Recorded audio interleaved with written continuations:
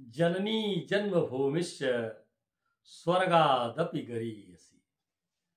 ऐसी माँ के पावन चरणों में प्रणाम निवेदित करते हुए हर्ष हो रहा है। जिसकी पावन माटी में अध्यात्म की सुगंध प्राचीन काल से लेकर के, सृष्टि काल से लेकर के अद्यतन प्रवाहित हो रही है। हम सब लोग भाग्यशाली हैं। ऐसे मां के आंचल में हम लोगों का दुलार मिला और मां की कोख में जन्म हुआ। कुछ लोग भाग्यशाली होते हैं जिनका ऐसी मां की कोख में जन्म होता है और मां धन्य हो जाती है ऐसे पुत्रों को पाकर के जिनके विद्वता के प्रकाश से केवल हम लोग ही नहीं अपितु सारा विश्व आलोकित हो जाता है। ऐसे ही एक महान संस्कृत के अद्भुत कवि और संस्कृत साहित्य के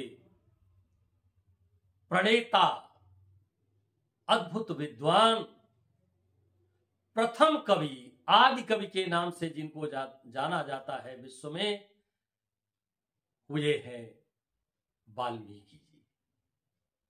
वाल्मीकि जी एक ऐसे कवि हैं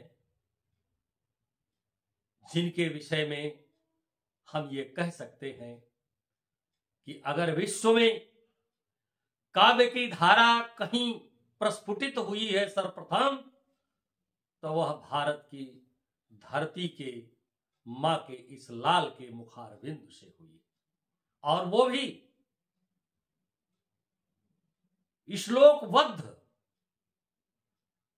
आइए हम उस प्रसंग की तरफ बढ़ते हैं। महर्षि वाल्मीकि जी स्नान करने के लिए तमसा नदी की तरफ जा रहे थे।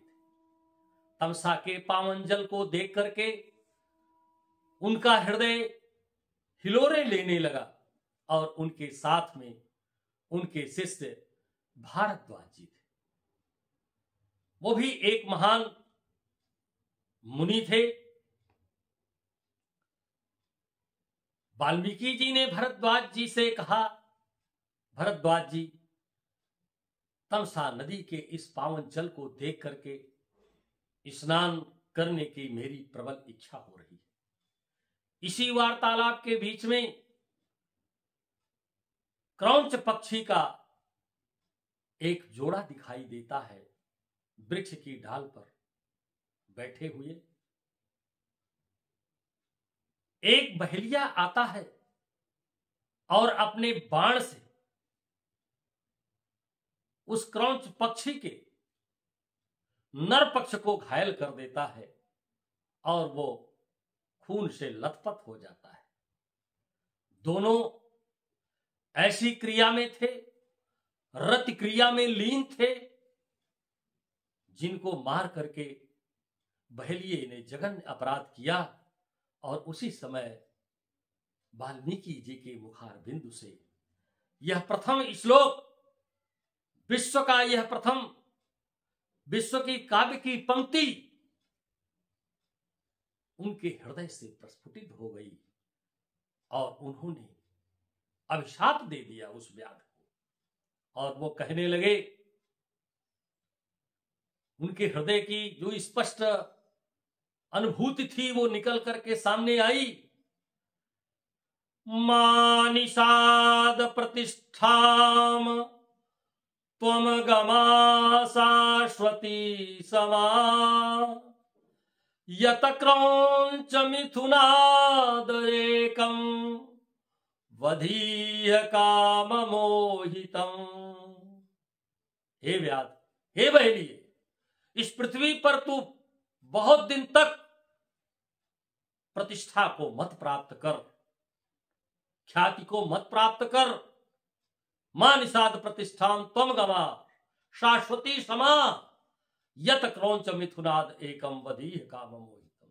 इसलिए कि तुमने रति क्रिया में लीन क्रौंच पक्षी के जोड़े में से नर पक्षी को घायल करके जघन्य अपराध किया और ये अक्षम्य है। इस प्रकार का दृश्य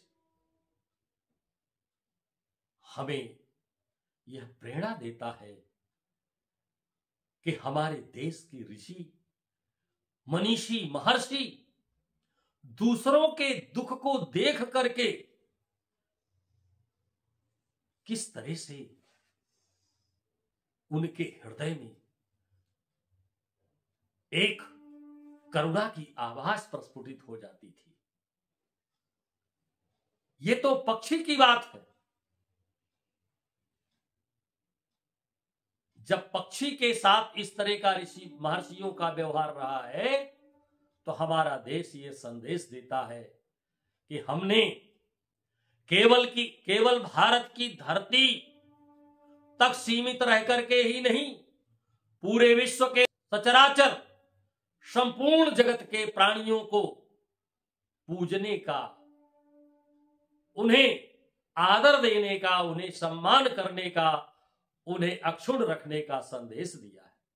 इसलिए हम वैदिक मंत्र पढ़ते हैं, ओम देव शांति, अंतरिक्षं शांति, पृथ्वी शांति, आपा शांति, औषधया शांति। क्योंकि हमने सापेक्षवाद के सिद्धांत को जन्म दिया है। प्रकृति की रक्षा हम करेंगे तो हम सुरक्षित हैं। इसी बिंदु को लेकर के शायद प्रकृति के सुकुमार कवि सुमित्रानंदन पंत का हृदय भी उद्वेलित हो उठा और अपनी रचना में उन्होंने कितना सुंदर लिखा, वियोगी होगा पहला कवि, आह से निकला होगा गान, निकल कर आंखों से चुपचाप बही होगी कविता अनजान, बही होगी कविता अनजान। कविता का भाव तो जाने अनजाने में ही बह जाता है और इन्हीं पंक्तियों का प्रसंग इस उद्धरण में भी देना उचित होगा। रामायणी में जयशंकर प्रसाद जी एक ऐसे कवि हुए हैं जिन्होंने इतना सुंदर वर्णन किया है आंसू में। आती है शून्य क्षितिज से क्यों लौट प्रतिध्वन मेरी, गाती बिल खाती सी पगली सी देती फेरी, पगली सी देती फेरी। करुणा की ये संवेदनाएं हमारी भारत माता के इस विचार को, इस ऊर्जा को संकेत देती हैं कि हमारी मां ने हमेशा संदेश दिया है कि सील की अयोध्या बसाओ, लूट की लंका मत बसाओ। लेकिन इन सूत्रों के साथ साथ हमें यह भी याद रखना है कि स्वधर्मे निधनो श्रेया पर धर्मो भयावह। अगर कोई अत्याचारी हमारे सनातन, हमारी संस्कृति पर कुठाराघात करता है और जिस तरह से वर्तमान समय में आतंकी हमले हिंदुओं पर हो रहे हैं, यदि ऐसा होता है तो हमारा हिंदू समाज जागृत हो चुका है। हम भी उत्तिष्ठ जागृत प्राप्य वरान निबोधक, हम ऐसी संतान हैं विवेकानंद की, हम ऐसी संतानें हैं महारानी लक्ष्मीबाई की, जिन्होंने अपने प्राणों की बाजी लगा करके अपने सनातन धर्म की, अपनी संस्कृति की, अपनी मर्यादा की रक्षा की है। राणा प्रताप ने तो घास की रोटियां तक खाई। आज इन्हीं शब्दों के साथ वाणी को विराम। युवा पीढ़ी को मेरा यह दिव्य संदेश पहुंचेगा। मेरी बहुत बहुत शुभकामनाएं।